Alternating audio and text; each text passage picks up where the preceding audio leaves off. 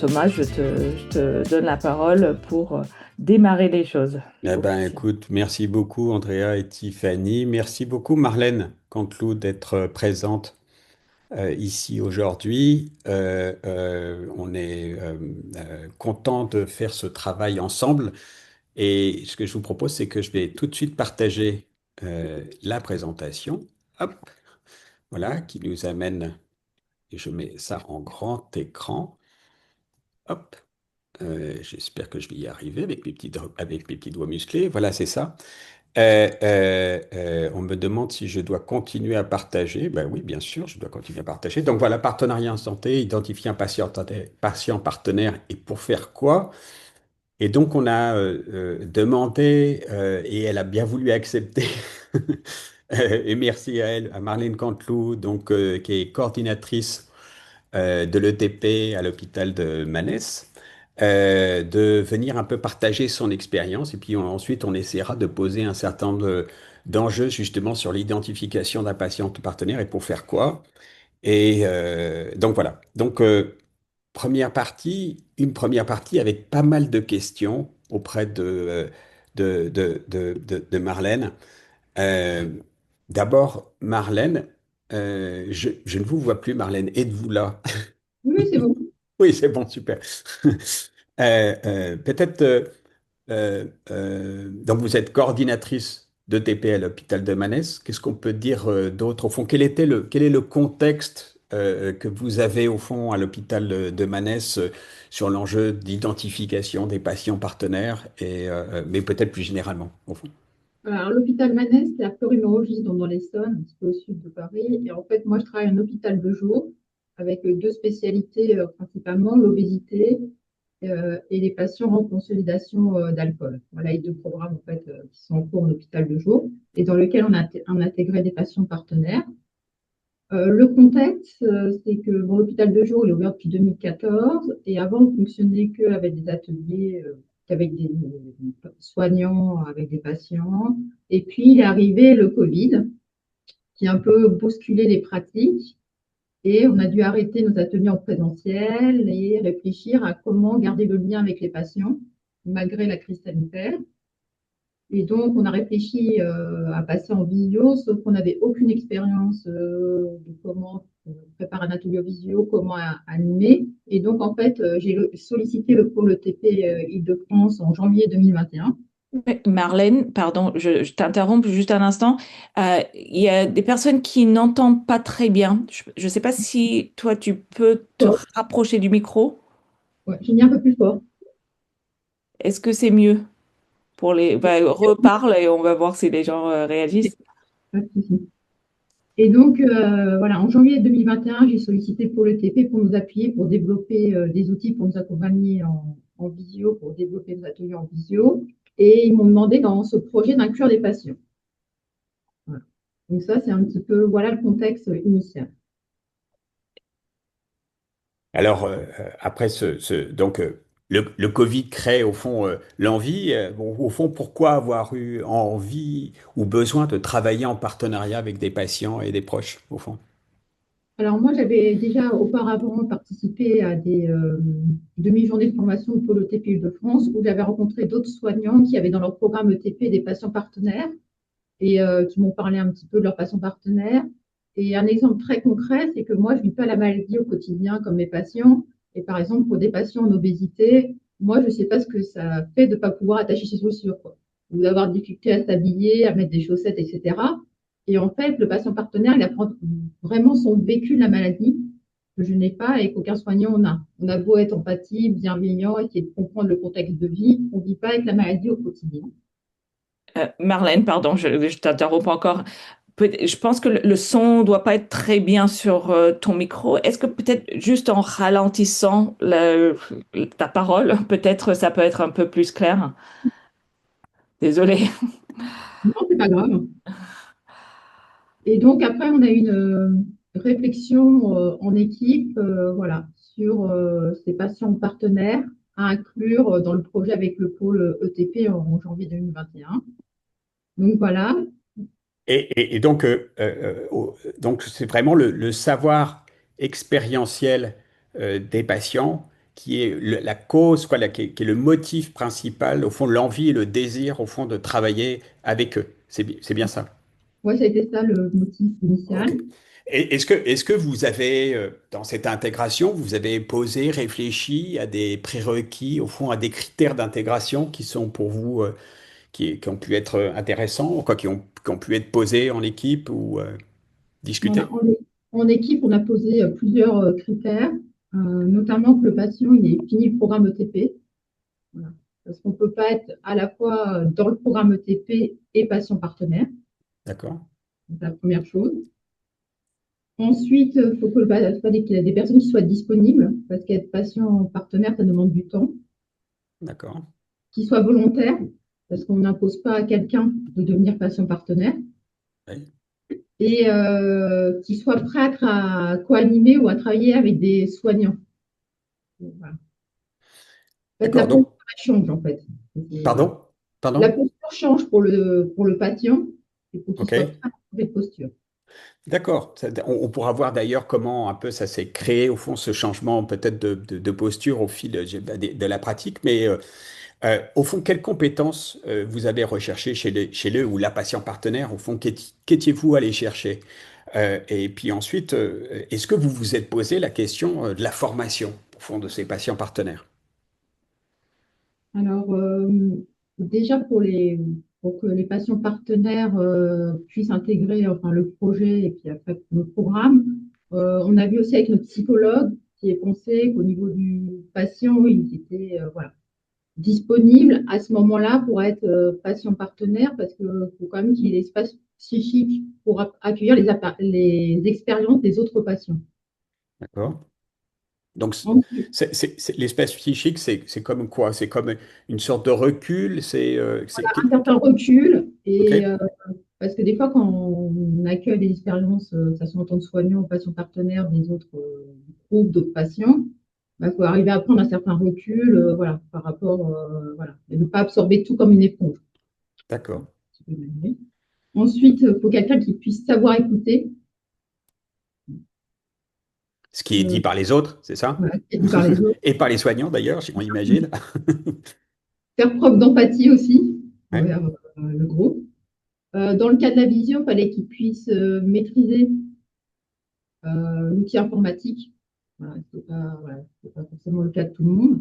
d'accord, Euh, et qui respecter la confidentialité aussi. Voilà, parce que ce qui reste dans les ateliers doit rester, donc il faut bien que le patient il soit conscient.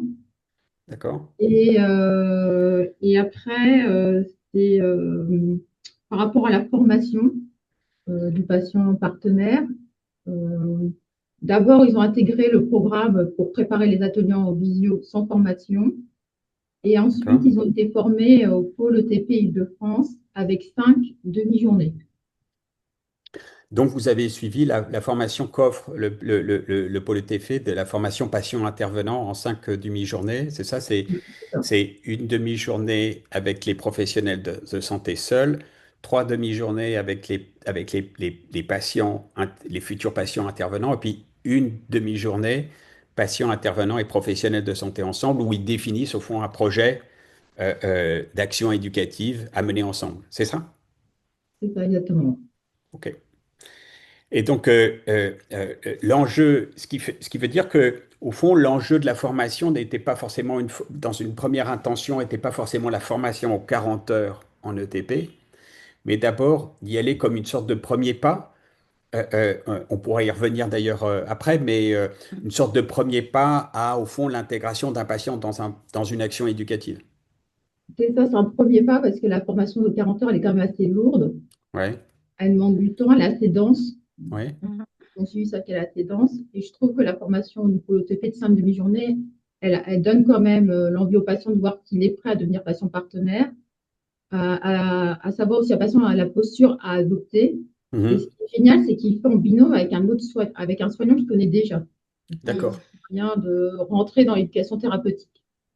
Comme une sorte de synergie éducative, au fond, qui se mettrait en place au fur et à mesure et en douceur, quoi. C'est ça, au fond. C'est ça. OK. Pour résumer, voilà. Alors, comment le travail en équipe, avec l'équipe, s'est effectué? comment vous l'avez fait, au fond, quelle a été l'adhésion et puis comment vous avez soutenu aussi les professionnels de santé à l'arrivée de ce ce nouvel acteur en éducation thérapeutique. Comment vous avez travaillé ça? En fait, on a fait une réunion d'équipe pour voir déjà s'il n'y avait pas aussi des gens qui étaient réticents par le fait qu'un patient partenaire rentre dans le programme. Quand vous dites des gens, c'est des professionnels de l'équipe. Même de santé, quoi. Ouais, ok. Donc, réticents.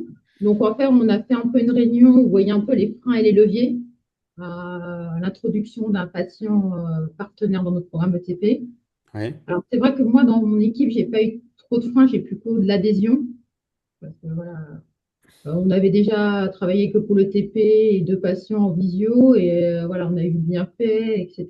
Donc, j'ai pas eu voilà, trop de réticences. Après, je pense que ça peut être bien, si on a des réticences, de faire intervenir des structures tierces comme le pôle OTP pour d'accord. essayer de débloquer dans l'équipe qu'est-ce qui fait qui freine à un patient partenaire dans le programme ou plusieurs patients partenaires. D'accord. Donc vous n'avez pas été confronté à des oppositions majeures. On en a discuté Ouais. quand on a préparé, vous avez juste dit qu'il y avait un soignant qui était pas forcément très favorable. Mais donc votre conseil quand même, c'est d'aider, s'il y a une réelle opposition, c'est qu'un tiers intervienne pour essayer de débloquer la situation, au fond. C'est ça? Oui, OK. oui, exactement. Et donc, au-delà de comment vous avez soutenu cette démarche au sein de l'équipe, vous en avez parlé, c'est ça, au fond, Moi, j'en ai parlé parce que je suis quelqu'un de convaincu, donc en équipe, on a parlé, on a échangé. J'ai identifié dans l'équipe les soignants qui étaient motivés à intervenir avec un patient OK? et des binômes. Ouais, Et en fait, au fur et à mesure des années, on a formé comme ça 5 patients d'accord, d'accord. actuellement qui sont dans le programme et qui ont suivi la formation pour le TP. Et donc, ça, comment vous avez, au fond, identifié les patients partenaires dans votre, entre guillemets, file active? Quel a été le moteur un peu, comment vous faites pour trouver la perle rare? Ou pas si rare que ça, d'ailleurs, puisque vous en avez identifié jusqu'à 5. Alors, alors, ça dépend. Alors, pour l'obésité, le médecin qui fait le bilan éducatif final à la fin du programme OTP euh, présente un peu, parce qu'en fait, il y a des patients, par exemple, qui arrivent en fin de programme et qui ont envie de continuer de travailler avec nous. Elle OK? explique voilà, ce que peut être un patient partenaire pour qu'il soit au courant. Et certains patients montrent un attrait pour voilà, éventuellement être patient partenaire, certains non. Et quand ils avaient un attrait pour devenir patient partenaire, moi, je les contactais D'accord. ensuite pour leur expliquer plus en détail, voilà, en quoi ça pouvait consister, que nous, on souhaitait une formation préalable avant d'intervenir sur notre structure, voilà, pour un peu formaliser les choses. D'accord. Et vous pensez que l'idée justement de la formation patient-intervenant est quelque chose qui les rassure, qui les inquiète comment est-ce qu'ils réagissent par rapport à ça? Je pense que ça les rassure parce qu'ils se sentent plus légitimes pour intervenir D'accord? avec d'autres patients, parce qu'il y a quelques mois auparavant, ils étaient de l'autre côté, on va dire, comme Oui. patients. OK. Et là, ils passent en co-animation avec un soignant, donc ça change quand même de posture. Donc, je D'accord. pense que ça les rassure. Et puis, ils échangent aussi avec d'autres personnes, d'autres structures. Oui.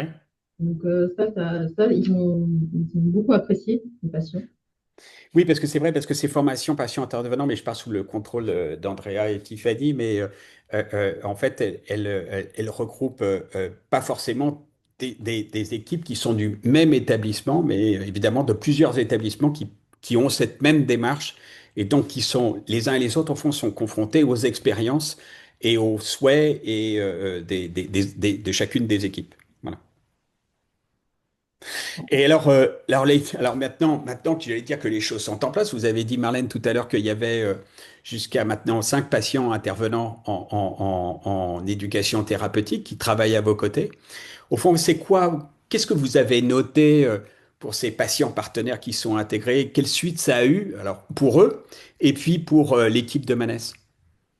Alors, il faut savoir que les patients partenaires, à tout moment, ils peuvent quitter notre programme, parce que voilà, c'est de façon bénévole.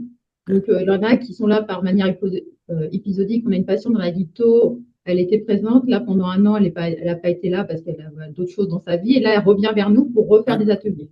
ok, Donc, vraiment laisser la liberté au patient, voilà, quand il est disponible d'être patient intervenant et de voir avec lui les modalités, la fréquence à laquelle il peut intervenir selon, voilà, selon ce qu'il peut. Mais par exemple, moi, les patients partenaires, avec eux, j'ai développé aussi certaines thématiques comme la sexualité et l'obésité qui sont, voilà, je pense que c'est intéressant à développer avec un patient parce que lui, il vit avec la maladie au quotidien, il peut témoigner. Donc ça, c'est quelque d'accord. chose qu'on a développé avec eux. Vous Euh, voulez dire que vous n'auriez pas osé aborder donc, certains ateliers sans cette, cette perspective-là, sans cette expérience-là? je trouve qu'avec cette expérience-là, c'est plus, voilà, c'est plus intéressant, en tout cas, Ok, pour les patients actuellement. Et, l'idée, c'est que ces patients aussi, le fait de devenir patient partenaire, ça leur a ouvert d'autres portes. Par exemple, on a un patient en addicto, il a été contacté par Addiction France pour faire une intervention. Donc, voilà. Donc, lui, ça lui ouvre d'autres perspectives en dehors de Manette. d'accord, d'accord. Et est-ce qu'il y a par exemple des patients qui se lancent, peut-être que j'ai prononcé un gros mot, mais est-ce qu'il y a des patients intervenants qui, après plusieurs expériences d'atelier, etc., se lancent dans la formation 40 heures, par exemple? Alors là, on en a deux qui vont se lancer dans la formation 40 heures grâce au pôle ETP. D'accord, Il leur propose la formation 40 heures. Donc, voilà. On en a deux qui vont être formés. La première fois au 40. d'accord, très bien, très bien. Et alors pour l'équipe de Manès, c'est quoi les suites? Les suites, c'est déjà d'essayer de pérenniser ces ateliers patients partenaires, parce que toujours ce qui est dur, c'est de durer dans le temps. Donc, Ok, c'est ça. Et voir avec les patients, développer d'autres thématiques en atelier, voilà, selon les envies du patient, selon les besoins de groupe. Voilà. Et l'idée aussi, ça serait peut-être, ce que j'ai pas encore fait, c'est de faire un comité de patients partenaires, c'est-à-dire de réussir à faire peut-être une ou deux fois par an des réunions où j'arrive à réunir tous les patients partenaires, ou au moins, voilà, au moins quatre sur les cinq. quel serait l'objectif alors d'une telle réunion, de les regrouper un peu? Ça serait un peu d'échanger en fait sur leur ressenti, peut-être comment ils vivent leur ressenti de patients partenaires, sur les différentes thématiques qu'ils animent. Donc peut-être, je sais pas, peut-être un moment convivial, un repas, faut que je réfléchisse, mais je pense qu'il faut organiser quelque chose pour qu'ils sentent du bien entre eux. D'accord. On va échanger sur leur propre expérience, voir parfois les difficultés qui peuvent être amenées, la facilité d'être en binôme patient-professionnel de santé, de pouvoir aussi avoir des conseils, peut-être d'autres, de voir comment certains résolvent certaines questions, etc. Bah, écoutez, est-ce que vous voyez quelque chose à rajouter, Marlène, à travers toutes ces questions qu'on a traversées? Juste pour finir, en fait, le fait que vous m'ayez contacté pour animer ce webinaire, ça m'a donné l'idée qu'il faudrait vraiment que je formalise de mon côté les critères de sélection du patient partenaire. OK. Et vous imaginez le faire avec des patients partenaires, ça, c'est de poser ces critères ou c'est le sujet au fond de l'équipe? Je pense que ça peut être aussi fait avec des patients, voilà, à réfléchir sur les modalités de mise en œuvre. D'accord. En tout cas, un grand merci, Marlène, pour cette présentation. Je pense qu'elle était inscrite dans votre réalité, au fond, d'action éducative que vous menez et que vous menez donc avec des patients partenaires. Un grand merci à vous pour ça. Alors, on va juste prendre quelques temps, vous inquiétez pas, il Juste n'y a pas de... Thomas, Oui, oui, juste avant de passer oui. à la suite de la présentation, il y avait quelques questions dans le chat, Ah, très vraiment bien. par rapport à ce que disait Marlène. Une question peut-être très facile, les patients partenaires étaient-ils patients du CH de Manès? Ils étaient Oui, déjà dans le fil actif, c'est ça? oui, c'est déjà dans la filiative, en fin de programme. Et donc, oui, je pense que c'était répondu un petit peu plus loin après la question qui a été posée. Mais du coup, il y avait quelques questions un petit peu similaires sur comment est-ce que vous avez mis en place les choses officiellement avec les patients. Donc, est-ce qu'il y a une convention signée, par exemple, entre l'établissement et le patient Oui, partenaire? il y a une charte patient intervenant qui est signée, excusez-moi, patient partenaire qui est signée entre l'établissement et le patient. Ok. Et ensuite, quelques questions un peu plus larges par rapport à juste l'expérience de Manès, mais une question autour quel cadre légal il y a aujourd'hui sur le patient partenaire. Donc peut-être Thomas, tu vas toucher un petit peu pendant ta présentation. Oui. Et une question un peu plus précise sur est-ce que le patient partenaire devrait avoir fait les 40 heures avant d'animer un atelier? Donc, ça rejoint la question sur le cadre légal. Ouais, alors je pense que ce point-là, il est vraiment intéressant. Moi, je trouve que la démarche mais qui était aussi la démarche du pôle, c'était de dire au fond que certes, il y a l'exigence légale des 40 heures et qui est importante de pouvoir engager. Mais tous les patients ne sont pas forcément en capacité, dans un Ah, premier temps, de se lancer dans une telle formation, comme l'a très bien dit Marlène Cantelou. Et donc, ça permet de poser des premières pierre, au fond, de la participation, de l'engagement patient dans des actions éducatives. Et on peut situer ça dans une dynamique, au fond, parce qu'on voit que sur les 5 patients intervenants, il y en a 2 qui vont se former en éducation thérapeutique, qui vont aller plus loin donc, dans cette démarche. Mais moi, je trouve que c'est très intéressant d'avoir cette perspective-là, au fond, de se dire et de mobiliser, au fond, cette proposition qu'a fait le pôle de ressources parce que elle est moins, j'allais dire, exclusive, elle est plus intégrative de l'expérience que des patients peuvent utilement partager avec d'autres patients, tout en, j'allais dire, tout en n'étant pas forcément, j'allais dire, être en capacité de gérer l'ensemble des problématiques de l'éducation thérapeutique. Ils interviennent, Marlène d'ailleurs l'a dit, ils interviennent en binôme avec les professionnels de santé. Ils participent pour l'instant à l'animation des actions éducatives. C'est-à-dire pour l'instant, ils ne sont pas encore dans la conception des actions éducatives, ces patients-là. Mais sans aucun doute que ceux qui vont participer à la formation vont pouvoir jouer un rôle un peu plus approfondi. Et c'est ce qu'on avait pu discuter d'ailleurs ensemble en préparant. oui. C'est-à-dire que, au fond, les 40 heures vont leur donner plus de bagages, plus de capacité, au fond, à travailler avec les soignants. Même si Marlène m'avait dit que le simple fait d'avoir introduit des patients intervenants dans l'action, dans les ateliers, avait au fond permis de réfléchir à des adaptations. C'est ça, Marlène? Oui, oui. Et je veux juste préciser que quand on déclare les programmes à l'ARS et qu'on met que le patient partenaire, il a suivi la formation pour le TP et qu'il va se former aux 40 heures à moyen terme ou à long terme, ça passe très bien dans la déclaration. D'accord, Ils disent pas, il n'a pas les 40 heures, vous pouvez pas l'avoir dans votre programme. d'accord. Bon, bah, très bien. Est-ce qu'il y avait d'autres questions à laquelle Marlène et Euh, moi, on pouvait répondre avant d'engager oui, donc Sachant qu'il n'y a il pas y a une 250 slides, hein, je tiens à rassurer tout le monde, hein. Il y a juste une question auquel moi je pourrais répondre sur est-ce que cette formation patient intervenant existe que en Île-de-France? Et c'est vrai que c'est une formation que nous avons créée au pôle de ressources en ETP Île-de-France. Donc, à ma connaissance, il n'y a pas un Il y a- équivalent dans d'autres régions Non, euh, aujourd'hui. non. Moi, je soutiens ce que tu viens de dire. Il n'y a pas d'équivalent. Une dernière question pour Marlène sur quelles étaient les réticences des professionnels de santé au niveau de cette idée que des patients allaient devenir des patients bénéficiaires de l'ETP allaient devenir des patients intervenants dans ces mêmes programmes. Alors, j'ai eu un peu de mal à ce que enfin, la personne qui était réticente formule des choses, mais ce qu'elle a dit en fait, c'est que eux, ils n'ont pas le savoir, en gros. Le savoir sur la maladie, ils vivent avec, mais ils n'ont pas toutes les connaissances entre guillemets théoriques. Ok, il y a un peu de discussion dans le chat au sujet justement Là, des là, là, savoirs des patients et qu'est-ce qu'ils peuvent amener. là, on va rentrer là, on va rentrer dans le débat, on va rentrer dans le dur. Mais c'est pas le sujet d'aujourd'hui. Mais on pourra faire un webinaire spécial sur l'enjeu des savoirs expérientiels patient parce qu'on pourrait en discuter beaucoup sur cette question-là. Je vois qu'il y a quelqu'un qui a levé une main. Oui, Est-ce que cette main levée, Andrea, tu ouais. souhaites la prendre? Serge, est-ce que vous Est-ce que avez c'est une pour tout de question? suite ou c'est pour après? Ouais, c'est peut-être ça la question.